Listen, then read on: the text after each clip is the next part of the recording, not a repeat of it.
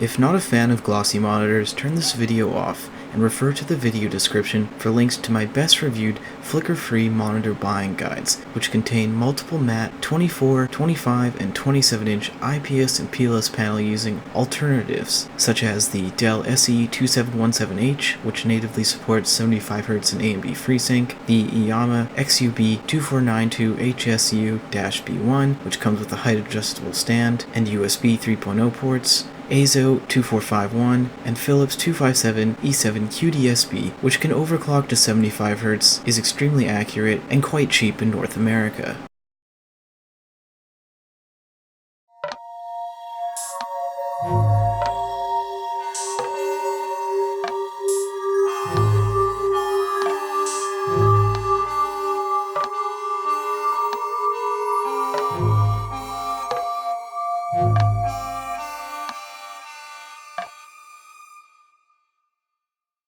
This is a review of the HP 24Envy, HP 25ER, and HP 25ES. The 24Envy uses a 23.8-inch 1920x1080 resolution AH-IPS panel from LG, natively supports 75Hz, AMD Free-Sync, and has one DisplayPort, HDMI, and USB output. The 24Envy can only be tilted,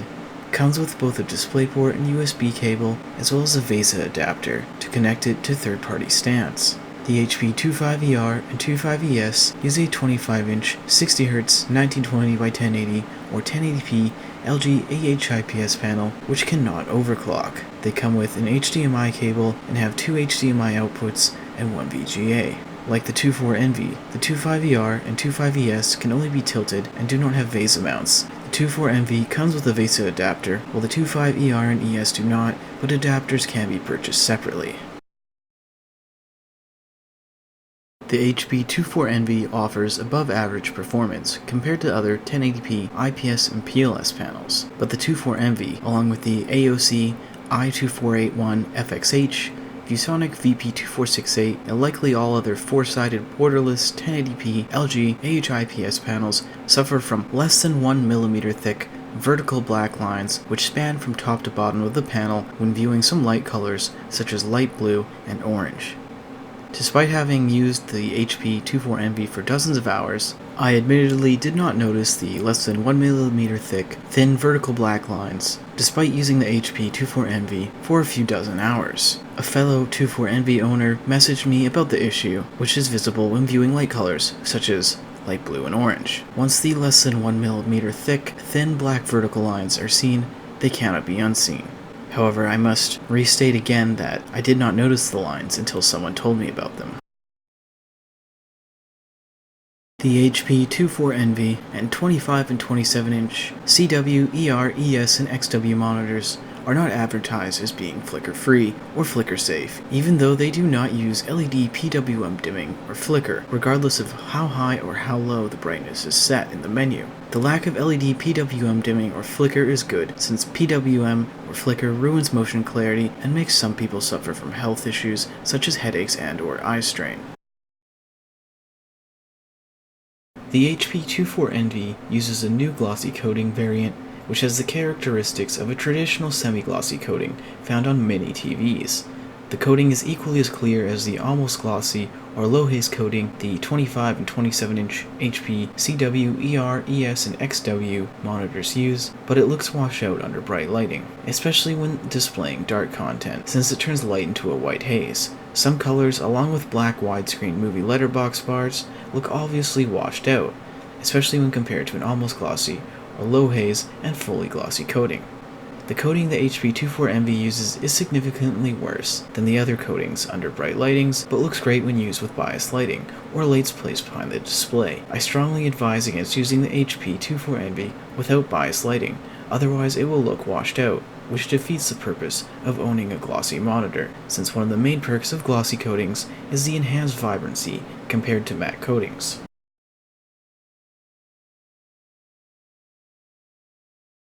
The HP 24Envy's video overdrive or pixel response time setting is preset to level 1, while the HP 25ER and 25ES have theirs preset to off, just like the HP 27CW, 25XW, and 27XW I reviewed in 2015 and 2016, but do not have video reviews of. The 24MV, 25ER, and 25ES all offer extremely similar performance, the main difference being that the 24MV can natively overclock to 75Hz and has more video overdrive settings. The 25ER and 25ES perform best when video overdrive level 2 of 3 is used, while the 24MV does when level 2 and 3 out of the 5 settings are used. The 25ER and ES's level 2 setting is most similar to the 24MV's level 2 setting, and their level 2 setting is essentially the same as the video overdrive on setting, the 25 and 27-inch CW and XW series monitors from HP, which were released in 2015.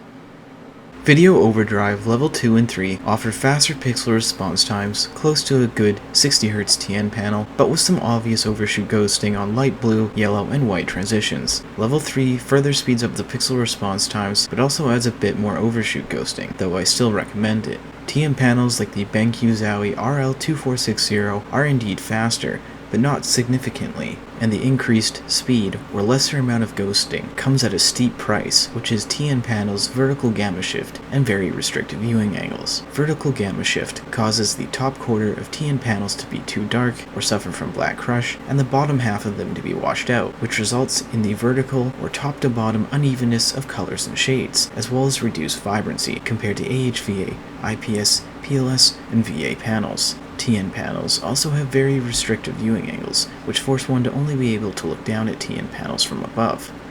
I think most will be satisfied with the performance of the 24MV, which offers extremely similar performance to the HP 25 and 27-inch CW, ER, and XW monitors I reviewed, as well as many other AHV, IPS, and PLS panels' performance at 60 and 75Hz. The only AHVA, IPS, or PLS panel I've tested, which is noticeably faster, is the 4K AHVA panel using Acer XB321HK with NVIDIA G-Sync, but it costs nearly 5 times as much as the HP 24MV.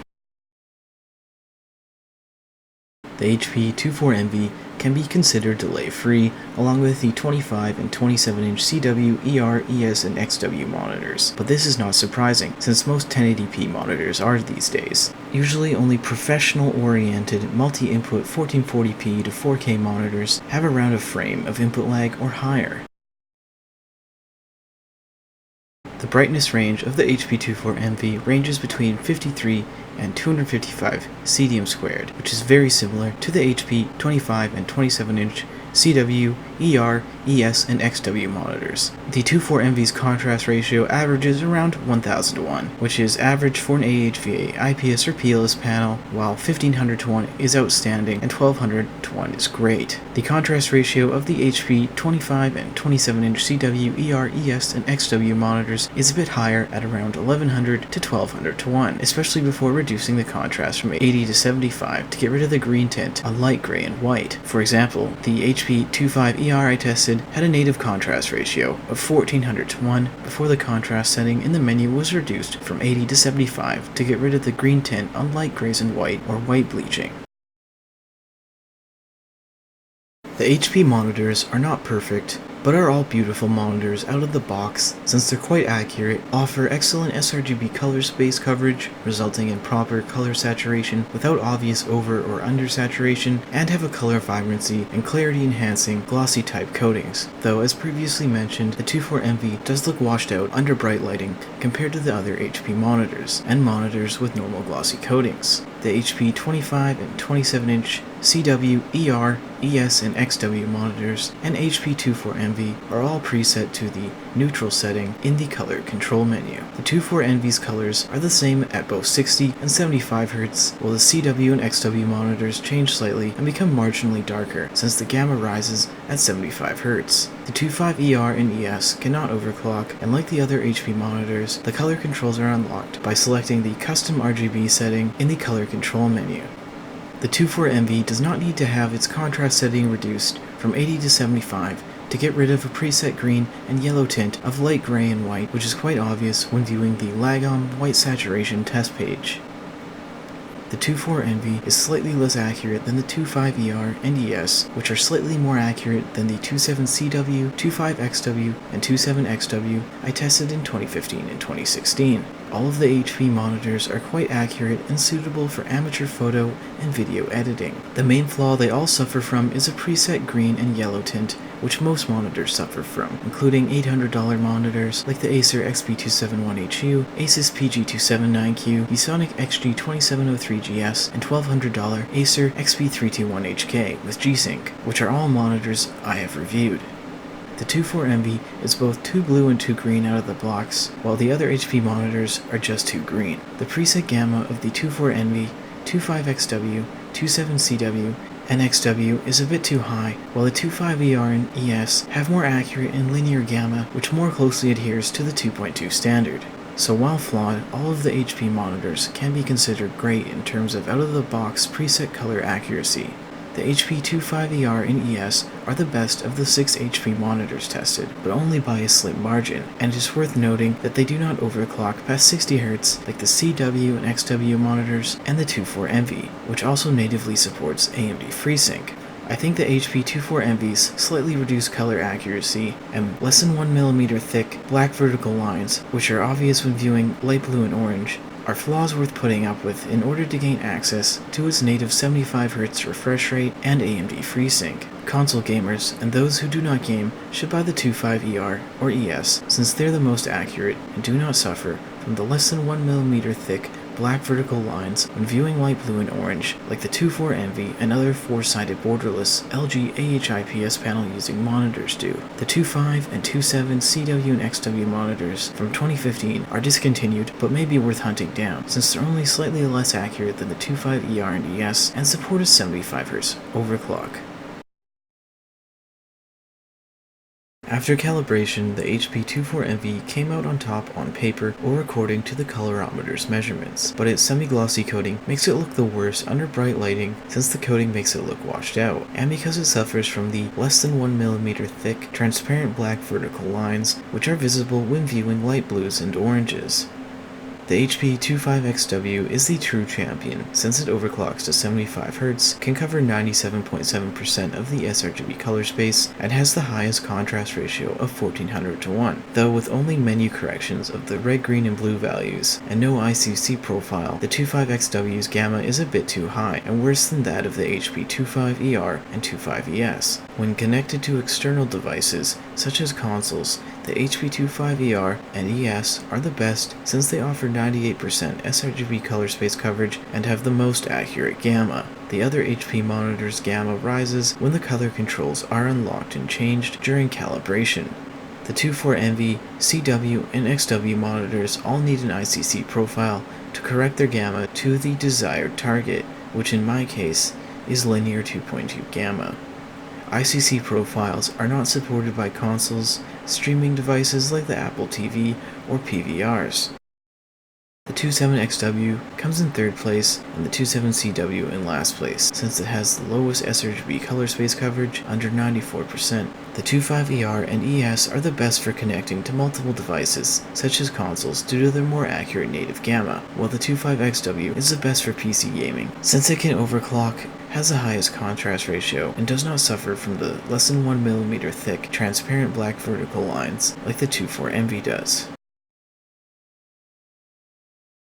All of the HP monitors have fake borderless or friendless casings with inner black bezels which ruin the perceived black depth, since the darkest black the monitors are capable of displaying is much brighter than that of the black casings' inner black bezels. Gray and silver casings help improve the perceived black depth, as well as don't look nearly as out of place as white casings do with most computer and display accessories, such as desks, keyboards, mice, and audio receivers.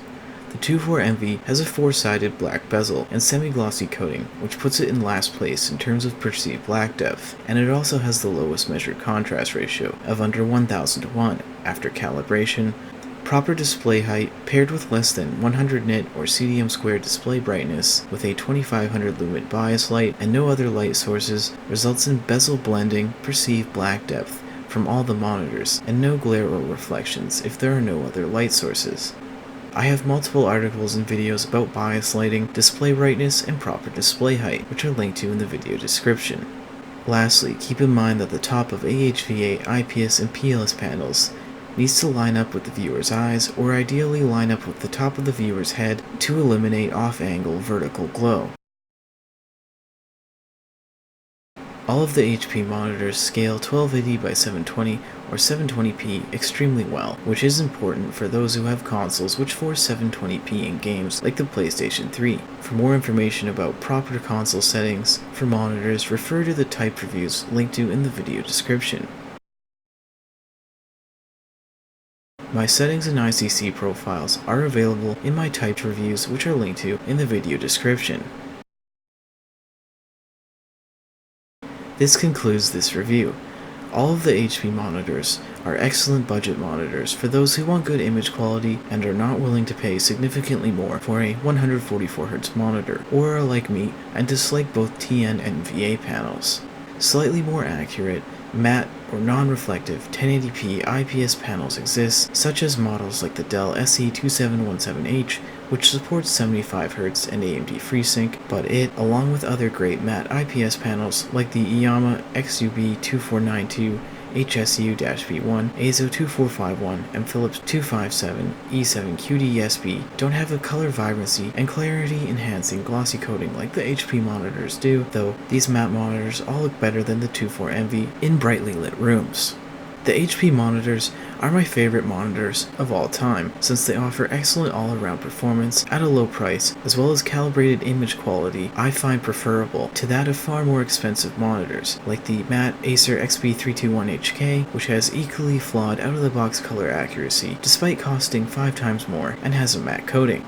I also prefer the HP monitors to all of the 144Hz 1440p AHVA panel using G-Sync monitors, which are marketed as IPS panels. I tested 3 of 4 of the 144Hz 1440p panels with G-Sync, the 3 being the Acer XP271HU, Asus PG279Q, and ViewSonic XG2703GS. Even after calibration, I still prefer the HP monitors to the 1440p AHVA panel using G-Sync monitors, since the HP IPS panels have less glow than the 27-inch AUO AHVA panels, as well as look clearer and more vibrant due to their glossy coatings.